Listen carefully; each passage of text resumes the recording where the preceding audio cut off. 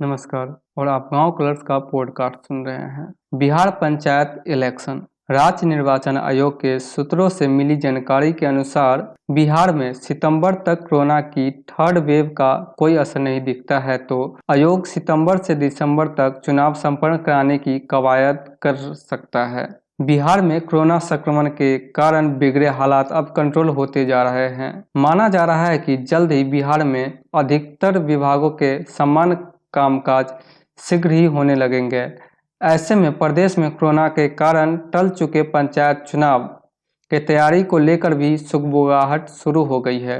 राज्य निर्वाचन आयोग के सूत्रों से मिली जानकारी के अनुसार आयोग आगामी 2 से 3 महीनों में पंचायत चुनाव कराया जा सकते हैं। इसको लेकर चुनाव आयोग ने तैयारी भी शुरू कर दी है। बाढ़ की आशंका के बीच आपदा प्रबंधन विभाग से समन्वय स्थापित करने की कवायद करते हुए पर्याप्त संख्या में ईवीएम जुटाने की भी नए सिरे से तैयारी शुरू कर दी है।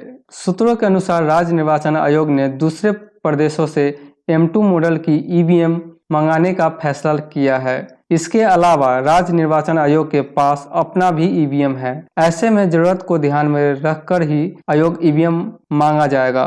इसके लिए दूसरे राज्यों से ईवीएम उपलब्ध कराने को लेकर पत्राचार किया जा रहा है। माना जा रहा है कि राज्य निर्वाचन आयोग सितंबर में पंचायत चुनाव का कार्यक्रम जारी कर सकता है।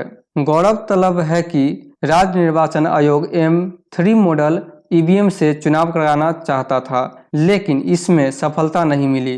भारत निर्वाचन आयोग ने M3 मॉडल ईवीएम इस्तेमाल की अनुमति नहीं दी। ऐसे में अब अंतिम रूप से M2 मॉडल से चुनाव कराने का निर्णय राज्य निर्वाचन आयोग ने लिया है। बता दें कि पंचायत चुनाव के लिए आयोग को 6 पदों के लिए अधिक संख्या में ईवीएम की आवश्यकता है। पंचायतों में 6 पदों के लिए चुनाव होने हैं, जिसमें से 6 बैलेट यूनिट में डाले गए तो मतों का डाटा 6 कंट्रोल यूनिट में कलेक्ट होगा।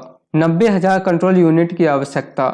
यहाँ यह भी बता दें कि बिहार में कितने M2 मॉडल ईवीएम की आवश्यकता होगी, इसका आकलन राज्य निर्वाचन आयोग ने अब तक नहीं किया है। हालांकि अब स्पष्ट है कि त्रिस्तरीय पंचायतों के 2.5 लाख पदों पे आयोग को चुनाव संपन्न कराना है। इसके लिए अगर M2 मॉडल ईवीएम से चुनाव होता है तो आयोग को एक लंबी प्रक्रिया से गुजरना होगा। इतना ही नहीं, अब M2 मॉडल की ईवीएम से पंचायत चुनाव कराने के लिए 90,000 कंट्रोल यूनिट और 90,000 बैलेट यूनिट की आवश्यकता होगी। SDMM चीफ की भी आवश्यकता।